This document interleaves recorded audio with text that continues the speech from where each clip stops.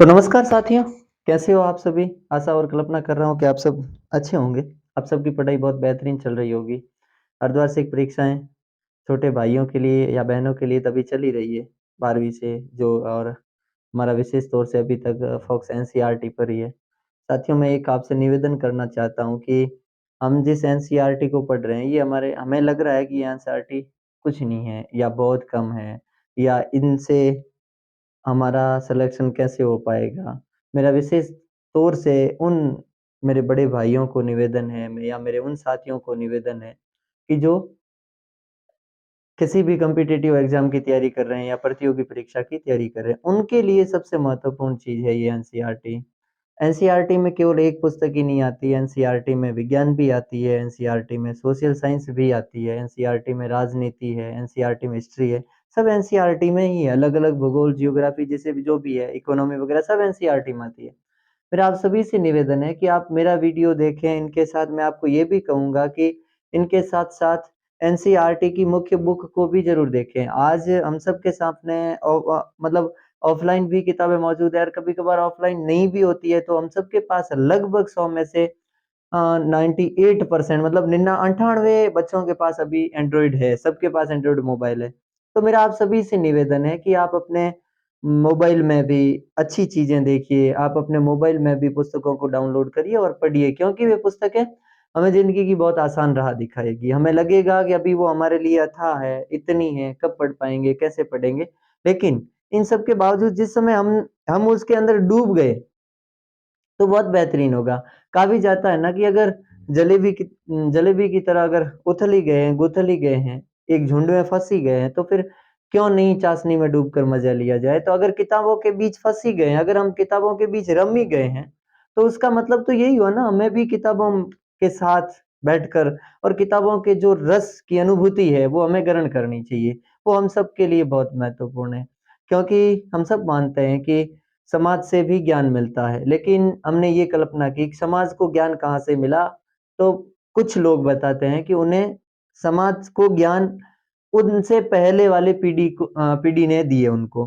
तो कहने का मतलब है एक वंशानुगत ज्ञान मिला, लेकिन साथियों मैं आपको कह रहा हूँ कि हमारे समाज में या हमारे अंदर या हमारा आत्मिक और हमारा जो मानसिक ज्ञान है, उसमें 95% अगर किसी की बात करूँ तो वो किताबों का बहुत महत्वपूर्ण है। आप जिस तरीके की किताबें पढ़ोगे आपकी माइंडसेट भी उसी तरीके का हो जाएगा। आप जिस व्यक्ति को फ़ॉलो करोगे, हम ऐसे ही हो जाएँगे। मतलब उन व्यक्ति की तरह ही हो जाएँगे, उनके चरित्र की तरह हो जाएँगे, उनके आचरणों की तरह हो जाएँगे, उनके व्यवहार की तरह हो जाएँगे। हम सब युवा हैं साथियों, हम सब बहुत अच्छा कर सकते हैं, हम सब जो चाहते हैं वो कर सकते हैं। क्योंकि इंसान सब कुछ कर सकता है। अगर किसी भी क्षेत्र में जाएँ, इंसान हर एक क्षेत्र में अपने नए-नए कदम उठा रहा है, नए-नए प्रयास कर रहा है। जैसे कि पहले हमने मुद्रण वाले पाठ में बात की कि अगर किताबें नहीं आती तो धार्मिक सुधार मुझे नहीं लगता कि आज तक ऐसा आंदोलन होता। अगर किताबें नहीं आती तो व्यक्ति इनसे परिचित नहीं होता और परिचित नहीं होता तो ज्ञान की वृद्धि नहीं होती। और इनके साथ ही हम और जो हमें ज्ञान की प्राप्ति इन किताबों के आने के बावजूद हुई है, वो ज्ञान की प्राप्ति हमें किताबों के बगैर नहीं मिल सकती। तो इसलिए मैं हमेशा मज़ाक में कहता हूँ कि किताबों से मोहब्बत कर लीजिएगा, किताबों से मित्रता कर लीजिएगा क्योंकि ये पुस्तकें ही हमें है कि हमारी डूबती हुई नैया को पार लगा देंगी। तो ख़ैर ये तो हमारी बात है साथियों, हमें किस तरीके से आगे बढ़ना है। सीख हर कोई व्यक्ति दे सकता है और हर कोई देता भी है और हर एक व्यक्ति भी यही चाहता है कि लोग हमारी बातों का अनुसरण करें और आगे बढ़ें। लेकिन साथियों हम तब तक जीत नहीं पाएँगे कि जब तक खुद उन चीज़ों का अनुसरण नहीं करेंगे। मैं अभी आपको पढ़ा रहा हूँ, मुझे जो 2 चीज़ें या 3-4 जो भी चीज़ें याद है वो मैं आपको बता के जा रहा हूँ। आपको लग रहा होगा कि बड़ी अच्छी चीज़ें बता रहे हैं। लेकिन मैं आपसे ये कह रहा हूँ कि आपको मुझे देखकर ये नहीं लगना चाहिए कि अच्छी चीज़ें हैं। आपको ये प्रयास करना चाहिए कि मुझे इनसे भी अधिक चीज़ें सीखनी चाहिए और ये अधिक की चीज़ें कौन बताएगी? किताबें बताएगी। तो आप प्रयास करोगे तो सब कुछ होगा। क्योंकि जो व्यक्ति जैसे कि एक छोटा-सा उदाहरण है, एक चींटी है, 1 बार चढ़ती, 2 बार चढ़ती, 3 बार चढ़ती है, 4 बार चढ़ती है और आखिरकार चढ़कर गिरती है, ऊपर जाती है, वापस गिरती है और 100 बार प्रयास करने के बाद वो सफल हो जाती है। इसी प्रकार हम थॉमस अल्वा एडिसन का एक बहुत अच्छा उदाहरण देते हैं। कोई कहते हैं 100 बार उन्होंने आविष्कार किया बल्ब का, फेल हो गए। कोई कहते हैं 1000 बार किया, कोई कहते हैं 10,000 बार किया। इन सब के पीछे साथियों बात महत्वपूर्ण यही है कि उनकी मेहनत रंग लाई, वे सफल हो गए। तो हम भी जिस क्षेत्र में कार्य करना चाहते हैं, ज़रूरी नहीं है साथियों कि हम हर एक विद्यार्थी प्रतियोगी परीक्षा में सफल हो, कोई ज़रूरी नहीं है। और मैं ये भी कह रहा हूँ कि ये भी ज़रूरी नहीं है कि हर एक व्यक्ति नौकरी ही ढूँढे। क्योंकि हमें लगता है साथियों कि अगर मैं 12वीं की कल्पना करूँ, राजस्थान की कल्पना करूँ केवल, तो हम अनुमान लगाते हैं कि एक ही वर्ष में 12वीं के लगभग 12 से 15 लाख बच्चे निकलते हैं, 12वीं पास आउट होते हैं।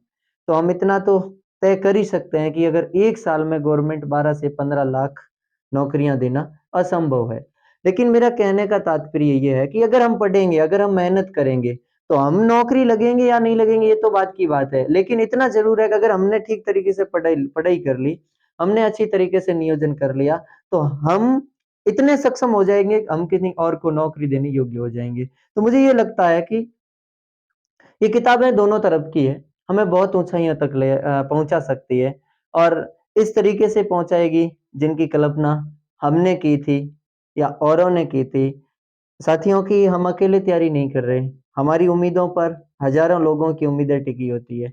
तो हमें ये भी अनुसरण करना चाहिए, मस्त रहना और कभी ये भी लोड नहीं लेना कि मेरा होगा कि नहीं होगा। कभी-कभार मेरे पास ये भी सूचनाएँ आती है, ये भी बातें आती है कि बहुत सारे विद्यार्थी ये पूछते हैं कि सर मैं टॉप कर पाऊँगा या नहीं? या मैं 100 में से 100 ला पाऊँगा या नहीं किसी भी विषय में? या फिर ये भी बातें आती है क्या मैं सफल होऊँगा या नहीं? लेकिन मेरा उन सभी विद्यार्थियों से यही कहना है क्योंकि और बाकी जैसे कि आपने मेरा हमारा अध्याय पढ़ा है अपने यूट्यूब चैनल का, उसमें भी लिखा है कि हम सब मिलकर एक साथ कुछ अच्छा करेंगे। तो मेरी आज भी भावना यही है कि हम सब एक साथ मिलकर अच्छा करेंगे। अगर हम तैयारी कर रहे हैं, हमारे मन में आता है कि होगा कि नहीं होगा या जिस क्षेत्र में हम कदम बढ़ा रहे हैं, उसके हमारे पॉइंट दोनों चल रहे हैं, इसका मतलब हम सही हैं। हम दावे के साथ ताल ठोक के ये भी नहीं कह सकते कि नहीं मेरा तो होगा ही होगा। कभी-कभार ये भी मन में आता है बिल्कुल हम मेहनत करते हैं तो होगा, ऐसा कुछ नहीं है। हाँ, ये ज़रूर हो सकता है कि हमने यूपीएससी की मेहनत की, यूपीएससी क्लियर नहीं कर पाए, किसी कोई दिक्कत आ गई तो हम आरपीएससी तो ज़रूर क्लियर कर पाएँगे। तो उसी प्रकार है कि हमने जो चीज़ आज पढ़ी है, मान लो कि हम 10वीं की बात करें या 12वीं बोर्ड की बात करें या 8वीं बोर्ड की बात करें, तो हमने 8वीं में और जो 10वीं में मेहनत की, जिन प्रश्नों को याद किया, क्या पता वो प्रश्न बोर्ड में नहीं आए, लेकिन आगे आने वाले कॉम्पिटिटिव एग्ज़ाम में आ जाए, प्रतियोगी परीक्षा में आ जाए, तो ये हमारे लिए बड़े मतलब उज्ज्वल और बेहतर भविष्य की बात होगी। तो कहने का मतलब है कि सकारात्मक पॉइंट और हमारी जो सकारात्मक विचार के साथ, पॉजिटिव थिंकिंग के साथ हम जितनी भी बातें सोचते हैं, वो हमारे लिए बहुत महत्वपूर्ण है और हमारे लिए उपयोगी है। चलिए साथियों, अब हम बिना देरी किए हमारे टॉपिक पर बात करते हैं कि जैसा कि राष्ट्रवाद है, राष्ट्र के प्रति सेवा ही राष्ट्रवाद है। हम अपने देश की राष्ट्रवाद की बात कर रहे हैं। हमने ये भी पढ़ा 1910 के दशक के बाद 1915 में लगभग 9 जनवरी के दिन महात्मा गांधी का आगमन होता है हिंदुस्तान में। इससे पहले महात्मा गांधी विदेश दक्षिण अफ्रीका रहकर वहाँ पर भी एक आंदोलन चलाते हैं और श्वेतों के जैसे अधिकार दिलाने में सफल हो जाते हैं। अब वो व्यक्ति यहाँ आता है हिंदुस्तान में। कभी-कभार व्यक्ति कहते हैं कि जैसे मैं हमेशा कहता हूँ हम गांधी स्वयं खुद तो नहीं बन सकते लेकिन हम उनकी विचारधाराओं का अनुसरण करते हुए गांधीवादी ज़रूर बन सकते हैं क्योंकि गांधी अपने आप में वाद उनके बारे में बात करना हमारे लिए बड़े सौभाग्य की बात होती है। क्योंकि अल्बर्ट आइंस्टीन ऐसे ही नहीं कह के गए थे कि आगे आने वाली या युवा या भविष्य में भावी आने वाली पीढ़ियाँ कभी ये भी सोचेगी या सोचने को मजबूर होगी कि ऐसा भी हार्डमास का पुतला इस धरती पर चला था। या फिर इसके साथ मैं और याद करूँ तो 1989 में जब महात्मा गांधी या गांधीवादी अनुयायी बौद्ध धर्म के तिब्बत के सबसे बड़े प्रतीक दलाई लामा को जिस समय शांति का नोबेल पुरस्कार दिया जा रहा था, उस समय नोबेल कमेटी ने भी कहा था कि हमारी ओर से महात्मा गांधी को ये सच्ची श्रद्धांजलि है। तो ऐसे विचारों को जिस समय हम देखते हैं या पढ़ते हैं तो हमारा जो हृदय है वो गर्व से बड़ा गर्व महसूस करता है। बड़ा अच्छा लगता है हमें कि हमारे देश में भी ऐसे महान व्यक्ति पैदा हुए जिनका आज हम क्या पूरी दुनिया गुणगान कर रही है। हम आज उन्हीं व्यक्ति के बारे में बात कर रहे हैं और कहीं न कहीं हमारी आज की जो कक्षा होगी वो भी इनके विचारों पर ही टिकी रहेगी। तो जैसे कि साथियों हमने बात की 9 जनवरी 1915 को अंतर्राष्ट्रीय राष्ट्रीय प्रवासी दिवस भी मनाया जाता है अपने 9 जनवरी को क्योंकि महात्मा गांधी का हिंदुस्तान आगमन हुआ। ज्यों ही गांधी जी हिंदुस्तान आए, गांधी जी के राजनीतिक गुरु बने गोपाल कृष्ण गोखले।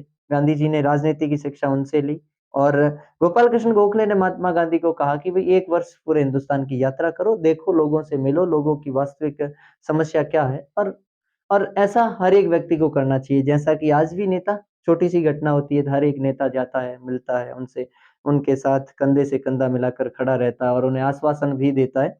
अब करता है या नहीं करता ये बात मैं नहीं करता, लेकिन वो आश्वासन ज़रूर देता है कि हम सब आपके साथ हैं, हमारी पार्टी आपके साथ है, देश का लोकतंत्र आपके साथ है और संपूर्ण देशवासी आपके साथ हैं। हम हमेशा हर एक व्यक्ति को, कोई भी व्यक्ति अगर कठिनाई में होता है तो हम उन्हें ढाँढस बंधाते हैं।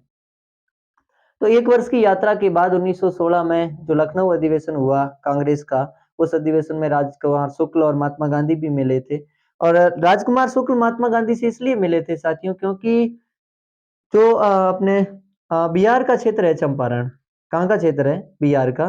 बिहार का क्षेत्र है चंपारण, हम पहले लिख ही देते हैं, उसके बाद हम ये सारी बात करेंगे। तो महात्मा गांधी का हिंदुस्तान में आगमन होता है, महात्मा गांधी का स्वदेश आगमन आगमन कब? 1915। डेट कौन सी है? अगर तारीख याद करो तो 9 जनवरी। और हालांकि हमने वीडियो में ये बात भी कर ली थी, पहला चंपारण आंदोलन बिहार में, चंपारण बिहार, ठीक है। और ये चंपारण आंदोलन कब हुआ? 1916, माफ कीजिए 1917 में। और इनके साथ ही अपने एक और ये तो है चंपारण बिहार का, जो नील की खेती से संबंधित था, किसानों के ऊपर कर और ज्यादा बढ़ा दी गई, मांग की दरें ज्यादा बढ़ा दी गई और उनको कम करने के लिए गांधी गए और सफल हुए थे। तिरिकट्ठिया पद्धति का भी नाम आता है इसमें।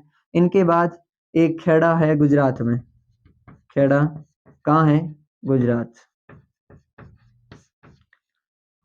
खेड़ा आंदोलन ये गांधी का दूसरा आंदोलन था। आंदोलन ये कब हुआ? 1917 में, ठीक है। ये भी शुरुआत 1917 में हो गई। फिर तीसरा, ये एनसीईआरटी बता रही है, अहमदाबाद। और अहमदाबाद कहाँ है? गुजरात में। और ये भी कब हुआ साथियों? 1918 में आंदोलन, 1918। कभी कभार ये प्रश्न ये भी पूछा गया है कि क्रमशः बताइए कि पहला, दूसरा, तीसरा आंदोलन कौन सा है? चंपारण बिहार पहला है, फिर खेड़ा आंदोलन दूसरा है और अहमदाबाद गुजरात का तीसरा है। ये अपने नील की खेती को लेकर हुआ था। खेड़ा गुजरात आंदोलन उस समय, एक तो फर्स्ट वर्ल्ड वॉर भी चल रहा था, ये लंबा चला था ये 1917 वाला काफी। और इसके साथ ही इस आंदोलन के समय एक महामारी भी फैल गई थी, प्लेग नाम करके बीमारी फैल गई थी, अकाल पड़ गया था, जिससे किसानों की फसलें बर्बाद हो गई थी। उन फसलों, मतलब वे मुआवजा लेना चाहते थे, किसान सरकार से अतिरिक्त छूट लेना चाहते थे, लेकिन अंग्रेजी सरकार देने से इनकार कर रही थी। महात्मा गांधी आंदोलन में भाग लेते हैं और सरकार कुछ छूट देती है, रियायत कर देती है। अहमदाबाद गुजरात में ये भी सूती वस्त्र कोई मिल थी कपड़ों की, उस मिल में जो मजदूर रह रहे थे, उन मजदूरों की जो आवाज थी, उन आवाजों को उठाने में महात्मा गांधी ने अच्छा योगदान दिया और इस आंदोलन में भी महात्मा गांधी सफल हो गए।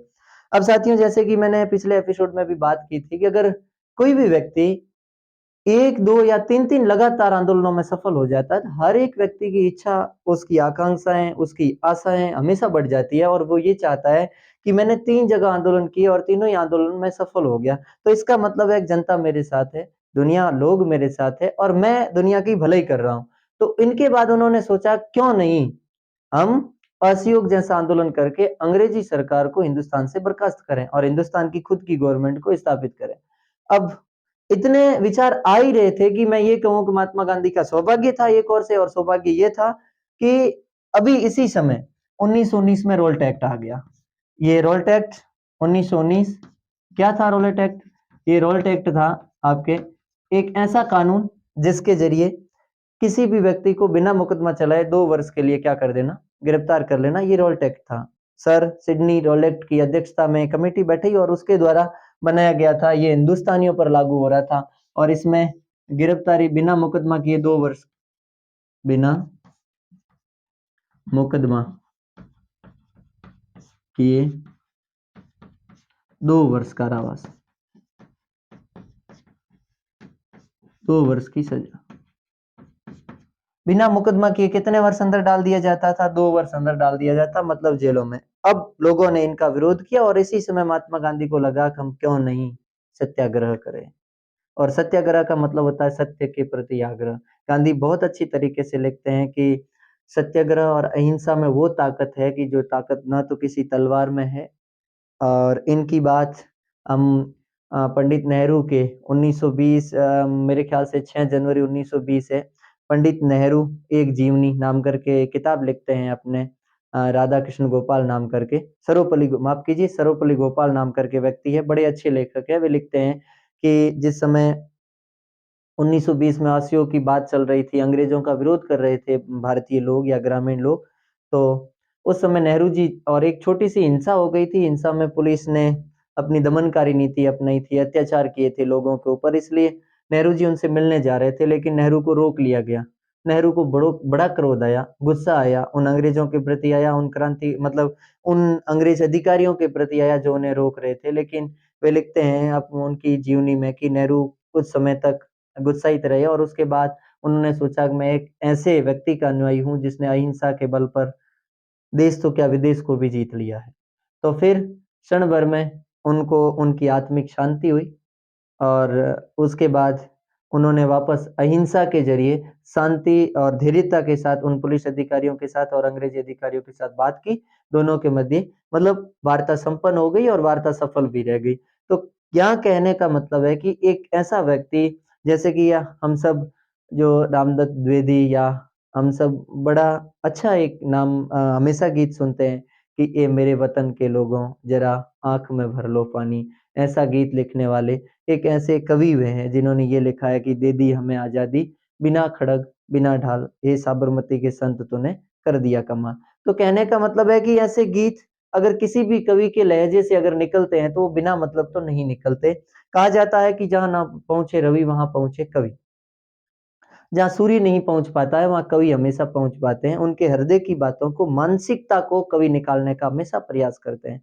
जैसे कि मुझे याद नहीं आ रहा है, हिंदी साहित्य के एक बहुत ही प्रसिद्ध लेखक हुए हैं, मेरे ख्याल से देश के पहले शिक्षा मंत्री मौलाना अब्दुल कलाम आजाद ही रहे होंगे, लेकिन मुझे अभी स्पष्ट याद नहीं आ रहा है। उन्होंने कहा था कि एक सच्चा शिक्षक और सच्चा अध्यापक वही होता है कि जो या तो विद्यार्थी को डांट कर या डपट कर या पीट कर या उसके अनुभवों से या उनसे बातें लेकर किसी भी तरीके से ये जान लेता है कि इस विद्यार्थी की भावना ये है या इस विद्यार्थी के मन में ये चल रहा है, तो वही सफल विद्यार्थी है।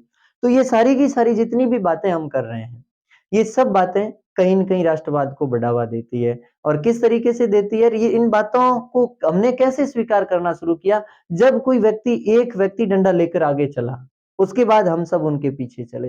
हमने दांडी मार्च आगे हम पढ़ेंगे, बहुत बेहतरीन एक व्यक्ति आगे चलता है दांडी मार्च मतलब दांडी के लिए निकलता है नमक कानून का विरोध करने के लिए, उनके पीछे-पीछे लाइन लग जाती है। या हम आज भी देखते हैं लेटेस्ट और अभी वर्तमान का सबसे बेहतरीन उदाहरण राहुल गांधी को बहुत सारे लोग और सब ये भी कहते, कभी क्या कहते, कभी क्या कहते, कभी उनके वीडियो का मजाक उड़ाया जाता, जो भी होता। लेकिन अब हम सब ये भी देख रहे हैं कि भारत जोड़ो यात्रा के बाद उस बंदे की कितनी अहमियत बढ़ गई है। उनकी गुणवत्ता में कितना अंतर आया है। हर एक व्यक्ति अब यही चाहता है कि मेहनत इतनी खामोशी से करो कि सफलता शोर मचा दे। और हमें लगता है या हमारा अनुमान है कि जैसे कि अटल बिहारी वाजपेयी हमेशा कहते हैं कि सरकारें आती रहेगी, जाती रहेगी। मैं किसी भी पार्टी का पक्षधर तो नहीं हूँ साथियों। आप ये मत सोचना किसी भी पार्टी का पक्षधर है, लेकिन फिर भी मेरा मानना है कि अगर आप मेहनत करोगे, तो बहुत बेहतरीन और अपने सफलतम जिस मार्ग को चाहते हो, उस मार्ग को ज़रूर चुन लोगे या उस मार्ग तक ज़रूर पहुँच जाओगे।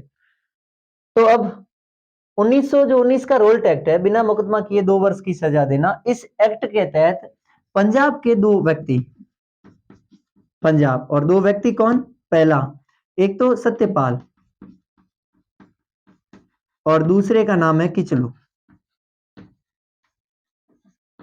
सत्यपाल और किचलू दोनों को क्या कर लिया गया? गिरफ्तार कर लिया गया और इनको गिरफ्तार किया गया, सत्यपाल और किचलू को गिरफ्तार। और कौन से एक्ट के तहत? यही रोल्ट एक्ट। और इनके तहत इन्हें गिरफ्तार किया गया तो लोगों में आक्रोश की भावना बढ़ गई। इससे पहले 6 अप्रैल को मीटिंग, 6 अप्रैल को ये घोषणा की थी कि हम क्या चलाएंगे, सत्याग्रह चलाएंगे। और सत्याग्रह का मतलब होता है सत्य के प्रति आग्रह। और सत्याग्रह, महात्मा गांधी का सत्याग्रह अहिंसा के बल पर चल रहा था। उन्होंने ये भी कहा है कि जो हिंसा से नहीं जीत पाते वो अहिंसा के बल पर जीत पाते। इतना बड़ा सशक्त हथियार है अहिंसा। 6 अप्रैल को, और जिस समय 10 अप्रैल को महात्मा गांधी ने ये बातें की थी, 10 अप्रैल को क्या हो गया कि लोग सड़कों पर उतर गए, रोल एक्ट का विरोध करने लगे। तो 10 अप्रैल 1919 अमृतसर में सैनिक शासन मार्शल लॉ लागू कर दिया। अमृतसर में मार्शल लॉ लागू कर दिया। मार्शल लॉ लागू मतलब सैनिक कार्रवाई जो कानून है वो लागू कर दिया गया। और इसकी कमान किसे हाथ में दे दी? कमान जनरल डायर के हाथ में दे दी। जनरल डायर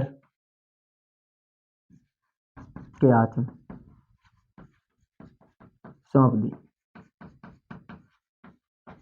कमान कमान किसे दी? जनरल डायर को। लोगों को ये पता नहीं था। इससे 3 दिन बाद ही 13 अप्रैल 1919 मतलब 13 अप्रैल वैसाखी का दिन सभी लोग मेले में जाते हैं, बच्चे बूढ़े युवा जवान, मतलब लड़कियां लड़के वगैरह सब जितने भी लोग हैं, हम सब आज भी हमारे ग्रामीण क्षेत्रों में मेले होते हैं तो उस मेलों का 10 या 15-20 दिन पहले जश्न मनाना शुरू करते हैं। तो हो सकता है उस समय भी बच्चों को वही जुनून था जो आज के बच्चों में है, और ये संभव है और ऐसा जुनून होना भी चाहिए, हम सबका यही कहना।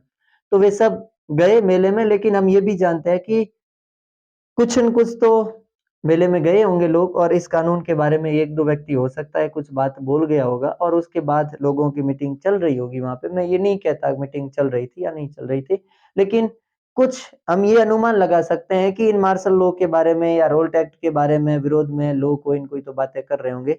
अंग्रेजी सरकार को इनके बारे में भनक लगी कि वे लोग ये बातें कर रहे हैं या नहीं कर रहे हैं, जो भी है, या वे हमारे खिलाफ इस माहौल में या इस क्षेत्र में इस मेले का वो जरिया लेकर हमारे खिलाफ कोई न कोई षड्यंत्र रचेंगे। तो ऐसा सोचकर जनरल डायर ने अपने, और दूसरा वे ये भी सोचा था कि हम इनके ऊपर अगर अत्याचार करेंगे, इनके ऊपर गोलियां बरसाएंगे, इनके ऊपर रहम नहीं दिखाएंगे, तो हो सकता है कि जैसा जनरल डायर बाद में बताते हैं कि मेरी यही मंशा थी कि जिससे कि आंदोलन बंद हो जाए, जिससे कि लोग हमारा विरोध करना बंद कर दे, कम से कम लोगों में मैं भय पैदा कर सकूं कि अंग्रेजी सत्ता के खिलाफ अगर कोई भी व्यक्ति कदम उठाएगा तो वो मिट्टी में मिल जाएगा, जैसा कि उसने कहा था, मतलब जनरल डायर ने।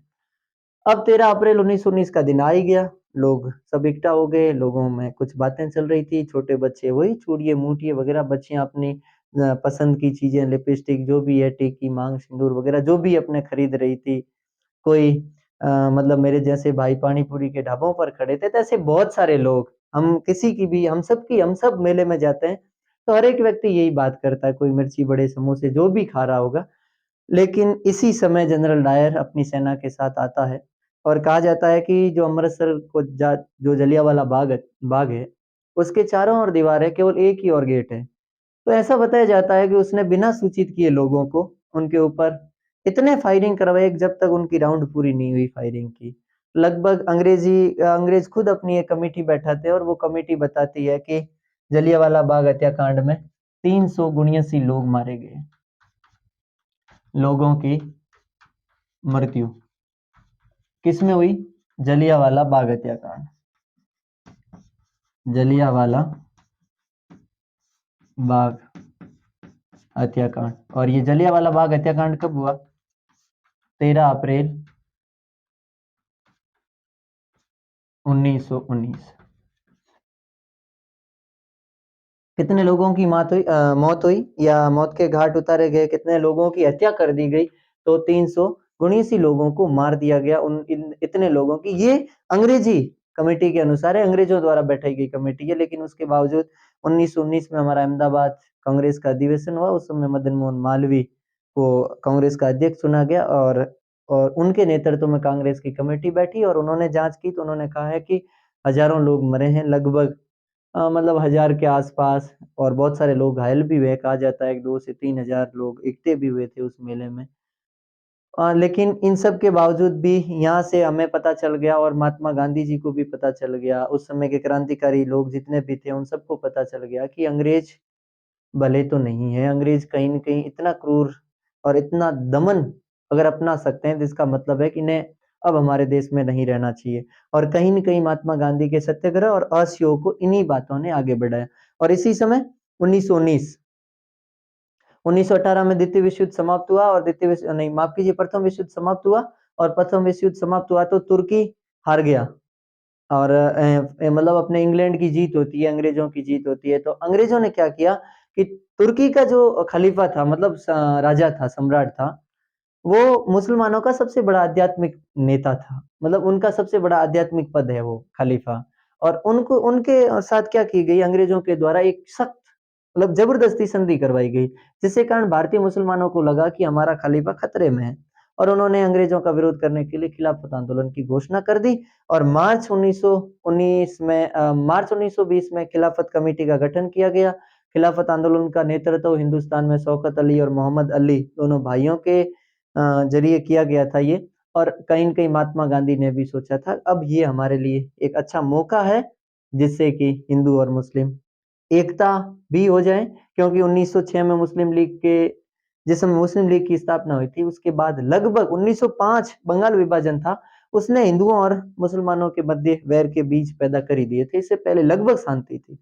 हम ये जरूर पढ़ते हैं और बड़े गर्व से भी पढ़ते हैं जितने भी क्रांतिकारी थे 1857 में वे सब क्रांतिकारी छोटी मोटी क्रांतियां करके भी झड़प करके अंग्रेजों को मारकर सीधे दिल्ली की ओर चलते, चाहे राजस्थान हो, चाहे मेरठ हो, चाहे कोई भी क्षेत्र हो, किसी भी चाहे बंगाल के भी लोग हो, सब किस ओर जा रहे हैं, दिल्ली की ओर जा रहे हैं। और क्यों जा रहे हैं दिल्ली की ओर? क्योंकि वे ये चाह रहे हैं कि हमारा नेतृत्व कौन करे? बहादुर शाह जफर करे। हम उस समय ये गर्व महसूस कर रहे थे अंग्रेजों के हाथ से कमान चली जानी चाहिए और बहादुर शाह जफर मुगल अंतिम शासक उनके हाथ में सत्ता चली जानी चाहिए, लेकिन इसके बावजूद ऐसा हुआ नहीं। 1905 में ज्यों ही बंगाल का विभाजन किया गया और बंगाल के विभाजन के बाद 1906 में मुस्लिम लीग की सादिमुल्ला खां के द्वारा जो अपने बांग्लादेश के ढाका के नवाब थे उनके द्वारा उनके नेतृत्व में उन्होंने इनकी स्थापना की और इनकी स्थापना करने के बावजूद धीरे धीरे हिंदुओं और मुसलमानों में मतलब दूरियां बढ़ने लगी और 1916 में 16-17 में एक युवा नेता मुसलमानों का मोहम्मद अली जिन्ना हम सब जानते हैं जिन्होंने आखिरकार पाकिस्तान की मांग की, उन्होंने भी एक थोड़ा सा प्रयास किया था, क्या पता कि हम भी थोड़ा प्रयास कर लें हिंदू और मुस्लिम क्या हो जाए, एक हो जाए। तो महात्मा गांधी भी चाह रहे थे खिलाफत में हम सब एक हो जाएं। अब साथियों घटना है 1920, अब महात्मा गांधी असहयोग की बात कर रहे हैं और महात्मा गांधी हिंदुस्तान में कांग्रेस के नेताओं को इकट्ठा कर रहे हैं और कांग्रेस के लोगों को कह रहे हैं कि हम क्या करेंगे, असहयोग करेंगे अंग्रेजों के खिलाफ। तो फिर कुछ कांग्रेस के नेता मान रहे थे, कुछ मना कर रहे थे, क्योंकि ये है कि वाद विवाद अगर इतना ही उदाहरण दूं, हम हमारे घर में 5 या 10 सदस्य हैं, अगर 10 सदस्यों को भी एक मतलब मतैक्य में लाना मतलब एक विचार में लाना या एक मत में लाना बहुत बड़ा कठिन है। तो हम कल्पना कर सकते हैं कि गांधी तो पूरे देश का नेतृत्व कर रहे थे, उन्हें कितनी कठिनाई देखनी पड़ी होगी, उन्होंने कितने मतलब कठिनाइयों का या मतलब मेरा कहने का मतलब है उन्होंने कितनी कठिनाइयों को सहन किया होगा। तो फिर आगे बढ़ते हैं और अब नागपुर में एक अधिवेशन बुलाया जाता है। कहाँ अधिवेशन? नागपुर। नागपुर से क्या ले कोलकाता एक कोलकाता आज नाम है, उस समय कलकत्ता था। तो कोलकाता अधिवेशन किसका? कांग्रेस का। और कब? 1920 सितंबर। कांग्रेस का सितंबर में 1920 में कलकत्ता अधिवेशन हुआ और इस अधिवेशन में ये बात रख ली गई कि भैया हम क्या करेंगे, असहयोग आंदोलन चलाएंगे। तो सितंबर से लगाकर दिसंबर तक 1920 तक कांग्रेस में बड़ी मतलब कांग्रेस के लोग आपस में बहुत बड़े संघर्ष कर रहे थे, मतलब आपस में ही उलझ गए थे। क्यों? क्योंकि कुछ पक्षधर थे और कुछ पक्षधर नहीं थे। जैसे कि आगे नवंबर 1920 में जो 1919 का मॉन्टेस्क्यू चेम्सफोर्ड अधिनियम आया, भारत सरकार 1919 का भारत सरकार या भारत शासन अधिनियम आया, उसमें भी अब राज्य विधान परिषदों में जो भारतीयों की संख्या है उनको बढ़ा दी गई, भारतीयों को चुनाव लड़ने का अधिकार दे दिया गया। तो कुछ लोग ये चाहते थे कि हम विधान परिषद में लेजिस्लेटिव असेंबली में भाग लेंगे, लेजिस्लेटिव काउंसिल में भाग लेंगे और उनके बाद हम वहां जाएंगे और उन लोगों के विचारों को पढ़ेंगे और हम लेजिस्लेटिव मतलब विधान परिषद में अंग्रेजों का क्या करेंगे, विरोध करेंगे। कुछ लोग ये चाहते थे, लेकिन महात्मा गांधी ये खुले तरीके से कह रहे थे कि हम ऐसा नहीं करेंगे, ना तो हम विधान परिषदों में के चुनावों में भाग लेंगे, ना हम अंग्रेजों की सहायता करेंगे। तो फिर उन्होंने बात क्या रखी, आखिरकार महात्मा गांधी की बात को मान लिया गया। कब मान लिया गया? नागपुर अधिवेशन में। और नागपुर अधिवेशन कब हुआ साथियों? नागपुर, कांग्रेस का नागपुर अधिवेशन, और नागपुर अधिवेशन होता है, वो होता है आपके 1920 के दिसंबर में। दिसंबर 1920 में क्या होता है, कांग्रेस का नागपुर अधिवेशन। ये वही अधिवेशन है, इसी अधिवेशन में तय किया गया था कि लास्ट में होता है 28-29 दिसंबर को, और इसमें ही तय किया जाता है, महात्मा गांधी ये भी कहते हैं कि जिस समय हम आजाद होंगे और हमारा खुद का लोकतंत्र स्थापित होगा, हम खुद यहाँ राज करेंगे, तो उस समय भाषा के आधार पर क्या किया जाएगा, अलग से राज्य बनाए जाएंगे और भाषा को अच्छा वेटेज दिया जाएगा। हालांकि ये बाद में हम और पढ़ेंगे, जिस समय आधुनिक इंडिया या मॉडर्न हिस्ट्री पढ़ेंगे भारत की, उस समय बात करेंगे। तो इसमें स्वीकार कर लिया गया असहयोग आंदोलन को, और ये तय हो गया कि खिलाफत और असहयोग आंदोलन को हम जनवरी 1921 से शुरू करने जा रहे हैं। लेकिन मद्रास के अलावा सभी लगभग सारी रियासतों ने ये स्वीकार कर लिया था कि हम असहयोग मतलब विधान परिषदों के चुनाव में सम्मिलित नहीं होंगे। उन्होंने महात्मा गांधी की बातों को मान लिया। अब साथियों, बात आती है असहयोग ही क्यों, या मैं लिख दूं, अपन सीधे ही पढ़ लेते हैं कि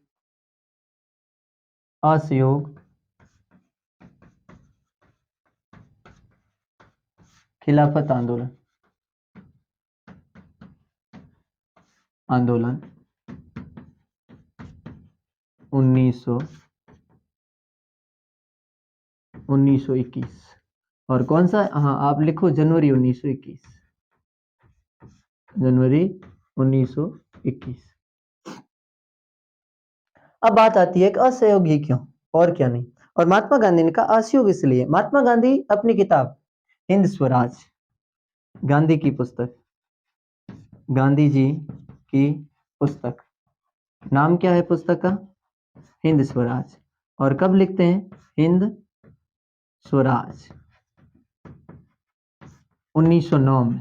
और उसमें गांधी एक विचार देते हैं, उनमें वे विचार ये देते हैं कि अंग्रेज हमारी वजह से, हमारी सहायता से, हमारे सहयोग से क्या कर रहे हैं, शासन चला रहे हैं, तो क्यों ना हम असहयोग कर लें। तो फिर लोगों ने पूछा कि बापू बताओ हम क्या करें, क्योंकि कुछ हमारे जैसे लोग बैठे ही थे, तैयारी थे अंग्रेजों के विरोध में। क्योंकि मैं हमेशा कहता हूं कि ऐसा हुआ था कि बस चिंगारियां तैयार थी, लेकिन घी डालने का काम करना था, और वो घी डालने का काम किसने किया, महात्मा गांधी ने किया था। मतलब अंग्रेजों को बाहर निकालने के लिए लोग सब तैयार थे, लेकिन नेतृत्व कौन करे। बस वो कभी कभार कहते हैं ना कि अपने घर में भी महिलाएं कोई किसी भी अवसरों में गीत गाती है, तो एक दूसरे को कहती है कि भाई शुरू तू कर, मतलब उगेर तू, उसके बाद हम गा लेंगे। और हमारी राजस्थानी तो बहुत, और उसे भी प्यारी मारवाड़ी तो बड़ी अच्छी भाषा है। तो कहने का मतलब है कि वो ये कहती है कि भाई तू हारू कर दे और उगेर थू ले उन बाद में लारे लारे में गा ले, तुम उगेर नालो आदमी किन लाओ। तो फिर उस समय उगेरने के लिए वो जो व्यक्ति नेतृत्व करने के लिए हमारे सामने आए थे, वो महात्मा गांधी आए थे। तो फिर लोगों ने महात्मा गांधी जी का अनुसरण किया, और उन्होंने कहा वाह बापू आप इतने दिन कहाँ थे। उन्होंने बहुत बहुत धन्यवाद दिया होगा, अपने छाती को ठोक कर कहा होगा कि इतने दिन कहाँ छुप गए थे। और कुछ लोगों ने तो, जैसे कि आज भी पश्चिमी राजस्थान में ये बड़ा चलन है कि अगर कोई भी व्यक्ति पहले हमारे सामने नहीं आता और बाद में अचानक अच्छा कोई काम कर लेता है, कोई सफल हो जाता है, तो एक मारवाड़ी में कहावत है कि यार वो तो बुरीड़ो मतीरो निकल गो, मतलब एक ऐसा तरबूज जो इतने दिन जमीन के अंदर बुरा हुआ था और फिर बाहर अचानक बाहर निकल जाता है। तो ये बात है। तो फिर इसमें गांधी जी विचार दे रहे हैं, और गांधी जी कह रहे हैं कि भाई हमें ये करना चाहिए, एक तो कि जो हम वकालत कर रहे हैं, हमें वकालत छोड़ देनी चाहिए। हमें अंग्रेजों की कोई भी नौकरी नहीं करनी। जो मास्टर है वो अपनी मास्टरी छोड़ दे, प्रधानाचार्य का पद है वो छोड़ दें, बच्चे हैं वो स्कूल जाना छोड़ दें। और इनके साथ ही महात्मा गांधी ये भी चाह रहे थे कि हम विधान परिषदों के चुनावों का भी बहिष्कार करें। लोगों ने मान लिया, स्वीकार कर लिया, लेकिन मद्रास जैसी एकाध कोई रियासत ऐसी है उन्होंने स्वीकार नहीं किया। और नहीं करने का कारण भी अभी मैं आपको बता रहा हूं। वो कारण ये था कि मद्रास में ब्राह्मणों को अलग से रियायतें दे रखी थी, अलग से उनके लिए विशेष अधिकार दे रखे थे। तो जो गैर ब्राह्मणों की जस्टिस पार्टी थी, तो जस्टिस पार्टी ने कहा था कि हम क्या करेंगे, विधान परिषद का चुनाव लड़ेंगे, और इसमें अगर हमारे हमें अच्छा बहुमत मिलता है और हम विधान परिषद में पहुंचते हैं, तो हो सकता है कि वे मुझसे विशेष बहुमत जो ब्राह्मणों को मिले हुए हैं वो हमें भी मिल जाए। उनके पीछे उनकी धारणा ये थी। लेकिन फिर भी महात्मा और गांधी ने ये भी कहा कि उपाधियों को त्याग देना चाहिए। तो याद रखना, इस आंदोलन में महात्मा गांधी ने अपने केसरी हिंद की उपाधि त्यागी और रविंद्रनाथ टैगोर जैसे लोगों ने अपने नाइटहुड जैसी उपाधियों को त्याग दिया। अब है शहरों में असहयोग। कहाँ असहयोग? शहरों में। शहरों में असहयोग। अब शहरों में असहयोग है तो शहरों में असहयोग शहरों के हिसाब से चलेगा, और शहरों में क्या है? बाजार। और इसके साथ ही क्या है? और शराब की दुकान है। जैसे लोगों ने कहा कि भाई पूरे बाजारों को बंद कर दिया जाए, अंग्रेजों के द्वारा जितनी भी निर्मित वस्तुएं हैं उनको खरीदा नहीं जाए, और ज्यादा से ज्यादा अंग्रेजों से निर्मित होने वाला वस्तु के तौर पर आता था कपड़ा, बड़ा अच्छा, मतलब बहुत बेहतरीन तरीके से सिलाई वगैरह की हुई ऐसा कपड़ा आता था, और उन कपड़े को सब हिंदुस्तानी खरीदते थे। और जिससे कारण, अब एक और यहाँ कारण ध्यान रखना आप, कि आप खुद सोचेंगे, आगे बात आएगी कि इसमें हमारे जो आंदोलनकर्ता थे, कहने का मतलब है कि हमारे जो यहाँ के व्यापारी थे, हमारे जो यहाँ के सेठ थे, वे भी इस आंदोलन में सम्मिलित होते हैं। इसलिए सम्मिलित होते हैं क्योंकि महात्मा गांधी ने ये विरोध किया कि विदेशी कपड़ों का बहिष्कार करो, और विदेशी कपड़ों का बहिष्कार करेंगे तो फिर हमारे सेठों ने सोचा, उन्होंने अपनी भलाई सोची कि अगर विदेशी कपड़े का बहिष्कार करेंगे तो फिर आखिरकार हमारे मिलों से या हमारे मशीनों से या हथकरघाओं से तैयार होने वाला हमारा कपड़ा खरीदा जाएगा, और जिससे कि हमें बेनिफिट होगा। तो इसलिए उन्होंने असहयोग आंदोलन को, इसलिए भी, मतलब ये भी हो सकती है, बाकी देशभक्ति का जुनून तो हर एक व्यक्ति में होता ही है, कि आज हर एक बात कोई भी पूछता है कि फौज में क्यों जाना चाहते हो, या नौकरी लगकर क्या करना चाहते हो, तो अमूमन हर एक विद्यार्थी का, हर एक प्रतियोगी का, हर एक प्रतिभागी का यही जवाब होता है कि समाज सेवा करना चाहता हूँ। तो साथियों, समाज सेवा भी होती है, लेकिन उसके साथ अपने निजी भी कोई बातें होती है, तो उनको भी प्रदर्शित किया करो। केवल और केवल समाज सेवा की बात कहकर, मुझे ऐसा लगता है कि हमारी जो वास्तविक बातें होती है वो हम बताते नहीं है, कि हम किस लिए किस चीज की तैयारी कर रहे हैं, मुख्य चीज क्या है, हमारा उद्देश्य क्या है। केवल हमारा उद्देश्य समाज की सेवा करना नहीं है, उस समय हम झूठ बोलते हैं। हाँ, हो सकता है हमारी मंशाओं के पीछे ये जरूर है कि हम समाज की सेवा करना चाहते हैं, लेकिन नहीं, उसके बावजूद भी हमारे बहुत सारे और उद्देश्य हैं। हम अपने उन उद्देश्यों की पूर्ति के लिए ये सारी की सारी मेहनत करते हैं। अब देखिए साथियों, अगला, तो शहरों में असहयोग चला, लोगों ने विदेशी कपड़ों की होली होली जलाई गई, यहाँ तक कि शराब की दुकानों की पिकेटिंग की गई। पिकेटिंग का मतलब होता है उन्हें बंद कर दिया गया। धरने पर बैठ गई महिलाएं, बच्चे, बूढ़े, जवान, युवा, सभी लोग महात्मा गांधी के साथ हर एक हिंदुस्तान की जगह जगह पर, क्षेत्र क्षेत्र पर, हर एक जगह पर असहयोग शहरों में चला। और धीरे धीरे वकीलों ने वकालत छोड़ी, स्कूल मास्टरों ने अपनी स्कूलें छोड़ दी, बच्चों ने स्कूलें छोड़ दी और सड़कों पर उतर गए, आंदोलन करने लगे। अंग्रेजी सरकार ने बड़े खतरनाक और दर्दनाक तरीके से इस आंदोलन को दबाने का प्रयास किया। लगभग ये आंदोलन साल, 1.5 साल तक अच्छे चरमोत्कर्ष पर रहा, लेकिन उसके बाद धीरे धीरे क्या हो गया? बंद हो गया। क्यों हो गया साथियों की मैं बात करूंगा। हम अब विदेशी कपड़ों की बात कर रहे हैं, हमने विदेशी कपड़ों की होली जलाई, तो एक और तो हमारे किसान पहले भी मतलब बीमार थे, दूसरी मतलब बीमार का मतलब होता है कि गरीब थे, और इसके साथ ही लोगों के पास, भारतीयों के पास इतना पैसा भी नहीं था, जिसके कारण विदेशी वस्तुओं की होली जलाने के बाद उनको कुछ न कुछ दिक्कतें आई। और अगर हम, हमारी भारतीय स्कूलें भी इतनी खुली नहीं थी, और इतने हमारे पास पैसे भी नहीं थे कि हम अपनी अचानक स्कूल खोल दें। इतना हमारा मैनेजमेंट, मतलब प्रबंधन भी इतना अच्छा नहीं था उस समय, क्योंकि बागडोर किसके हाथ में थी? अंग्रेजों के हाथ में। तो आखिरकार माँ बाप को मजबूर होकर अपने बेटों को वापस स्कूल में भेजना पड़ा, और लोगों को अपनी आजीविका की पूर्ति करने के लिए वकीलों को वकालत वापस शुरू करनी पड़ी, मास्टरों को स्कूल वापस ज्वाइन करनी पड़ी, और धीरे धीरे सभी लोगों में, ये शहरों में, 1 डेढ़ वर्ष बाद धीरे धीरे असहयोग क्या हो रहा था? कम हो रहा था। इससे पहले महात्मा गांधी ने लोगों से वादा किया था कि मैं 1 वर्ष में आपको क्या दिलाऊंगा? आजादी दिलाऊंगा। ये तो है अपने शहरों में असहयोग। अब है ग्रामीणों में असहयोग। ग्रामों या ग्रामीणों में, ग्रामीण क्षेत्र में असहयोग।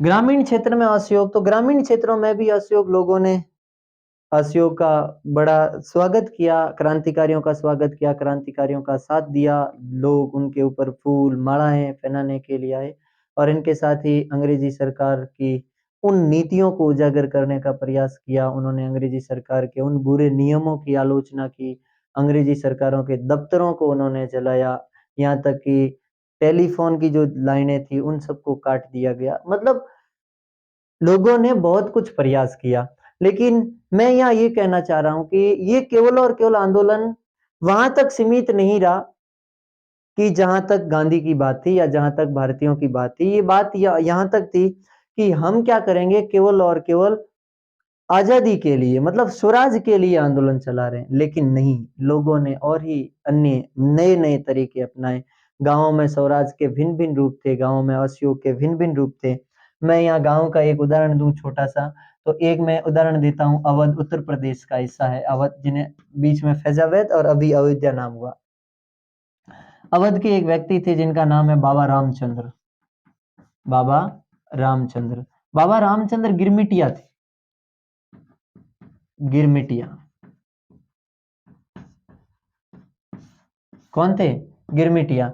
अब आपके मन में आया होगा कि गिरमिटिया क्या है। अब देखिए साथियों की, जैसे फिजी है, मतलब गयाना है या वेस्ट इंडीज है, हिंदुस्तान से जिन मजदूरों को यहाँ से फिजी भेजा जाता था, गयाना भेजा जाता, वेस्ट इंडीज भेजा जाता, उनको एक अनुबंध के जरिए भेजा जाता था कि आप 5 साल वहां जाओ और उसके 5 साल अगर आप वहां रह गए तो आप वापस अपने निश्चित स्थान पर या जो आपका पूर्व स्थान है वहां पर आप वापस चले आना।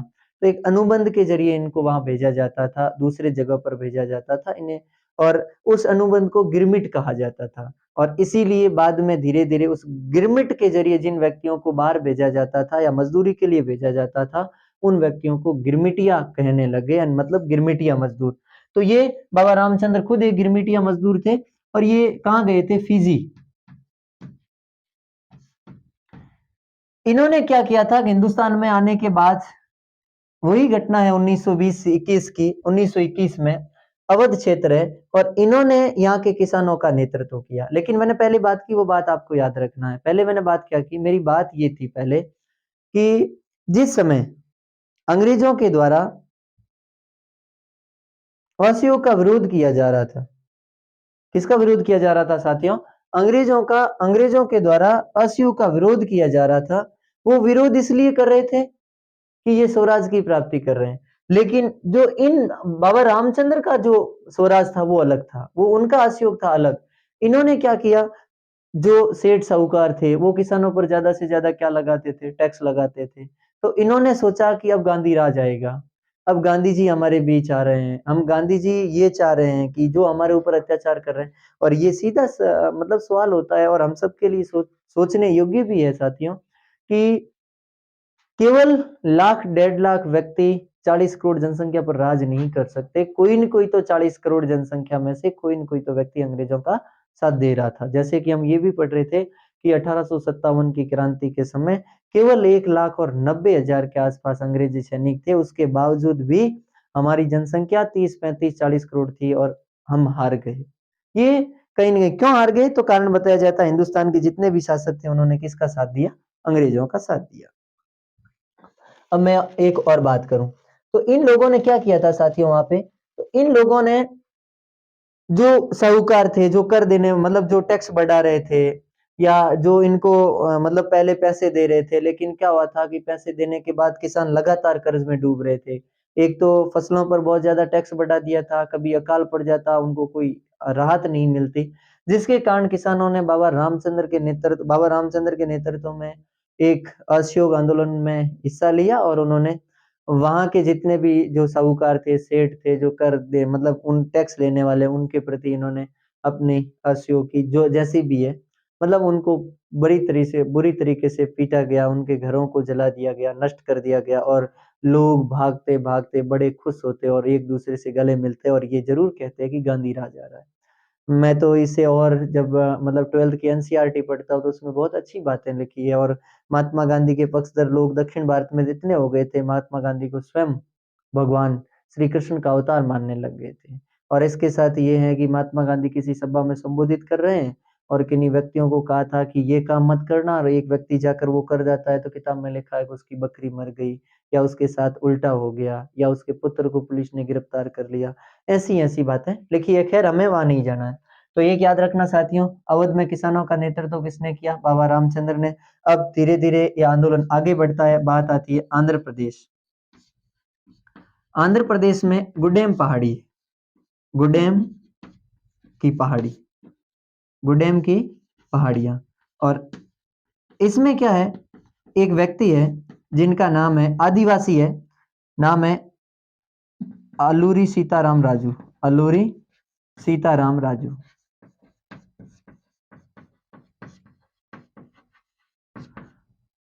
आंध्र प्रदेश की गुडेम पहाड़ी के जनजातीय लोगों ने अलूरी सीताराम राजू के नेतृत्व में क्या किया, क्रांति करी। और इन्होंने भी, इनके ऊपर भी जो इनकी जो जनजातियों के जो वंशानुगत इनकी जो संस्कृति थी, वंशानुगत जो नियम थे, उनको भी अंग्रेजों ने प्रभावित करना शुरू कर दिया था।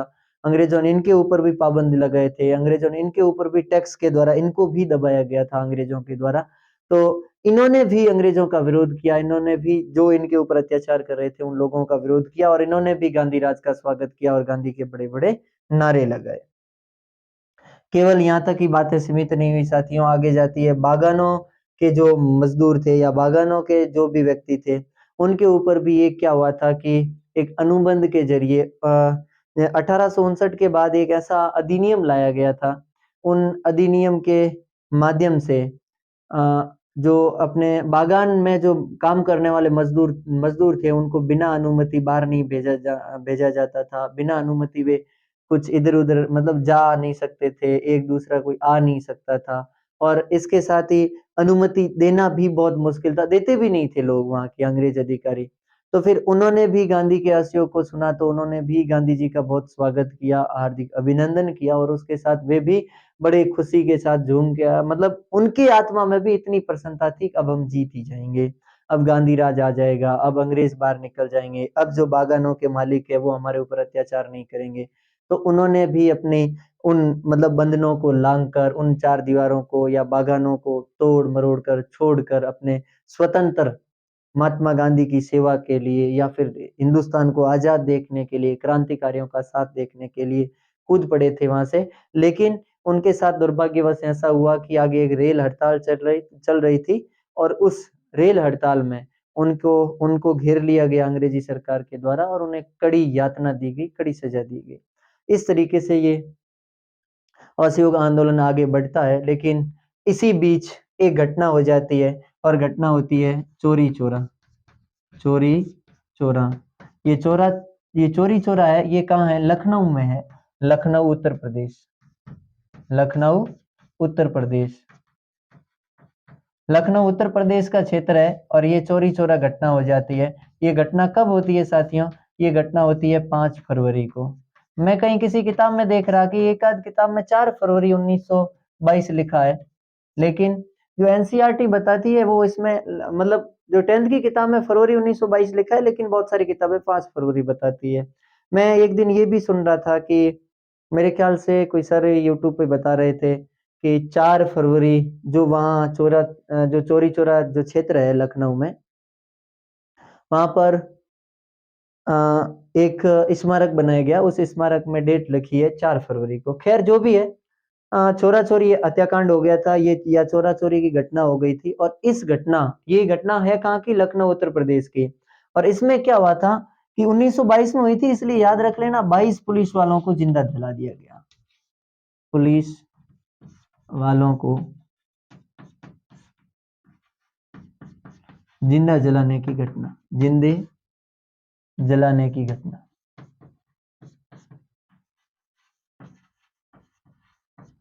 कितने पुलिस वालों को, 22 पुलिस वालों को जिंदा जला दिया। और कहीं न कहीं महात्मा गांधी, जैसे हम पहले भी पढ़ रहे थे, वो चाहते थे हम अहिंसा के जरिए राज लेंगे, लेकिन यहाँ हिंसा की स्थिति आ गई थी। लेकिन इस समय गांधी जी को ये भी सोचना चाहिए था कि अंग्रेजों ने हमारे प्रति कितनी क्रूरता अपनाई है, अंग्रेजों ने हमारे प्रति कितनी हिंसा अपनाई है। मतलब उत्कर्ष की ओर आगे बढ़ रहा था, बड़ा अच्छा आंदोलन धीरे धीरे संपूर्ण भारत में फैल रहा था। ज्यों ही 5 फरवरी 1922 को चोरी चोरा नामक स्थान पर लखनऊ के उत्तर प्रदेश में ये घटना होती है, महात्मा गांधी का रुख परिवर्तन हो जाता है। महात्मा गांधी 12 अप्रैल तक आते आते असहयोग को स्थगित कर देते हैं। इनके साथ लोग बहुत सारे, कुछ पंडित जवाहरलाल नेहरू जैसे युवा नेता, इनके पिताजी जैसे मोतीलाल नेहरू है, इनके साथ ही मोहम्मद अली जिन्ना है, सी आर दास है, देशबंधु चित्तरंजन दास है, भगत सिंह है, सुभाष चंद्र बोस है, ये सभी लोग या इसमें बापू की आलोचना करते हैं कि आप चोरी चौरा को क्यों बंद कर दिया गया, तो मतलब स्थगित क्यों किया, असहयोग आंदोलन को स्थगित क्यों किया गया। लेकिन मेरे ख्याल से ये भी विचार था कि बापूजी ये भी चाहते थे या गांधी ये भी चाहते थे कि कोई भी आंदोलन है, ज़्यादा लंबा चलता नहीं है। हम भी अनुमान लगाते हैं कि हमारा जो शुरुआती जोश होता है वो बड़ा तेज होता है, बड़ा उत्साहवर्धक होता है। लेकिन लगातार हम जिन लक्ष्य की प्राप्ति करने के लिए जा रहे हैं और वो लक्ष्य हम 1 दिन, 2 दिन, 3 दिन, 10 दिन, 15 दिन, 1 महीना, 10 महीना, 2 महीने मतलब वर्ष, डेढ़ वर्ष, 2 वर्ष तक धीरे-धीरे पहुँच जाती है ये बातें। तो तब हमें कुछ न कुछ ऐसा लगता है कि अब बात आगे मतलब धीरे-धीरे कमज़ोरी आती है उन मामलों में। तब गांधी को ये लगा होगा मन में कि हो सकता है कि आंदोलन धीमा पड़ गया है, जैसा कि हमने पढ़ा था शहरों में धीरे-धीरे आंदोलन धीमा पड़ रहा था। तो गांधी जी ने सोचा कि हम क्यों ना स्थगित कर लें और उसके बाद हम पुनः क्या करेंगे, एक नया आंदोलन स्थापित करेंगे।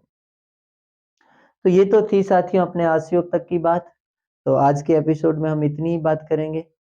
आगे की बात करेंगे हम अपने अगले एपिसोड में। तब तक के लिए धन्यवाद, नमस्कार।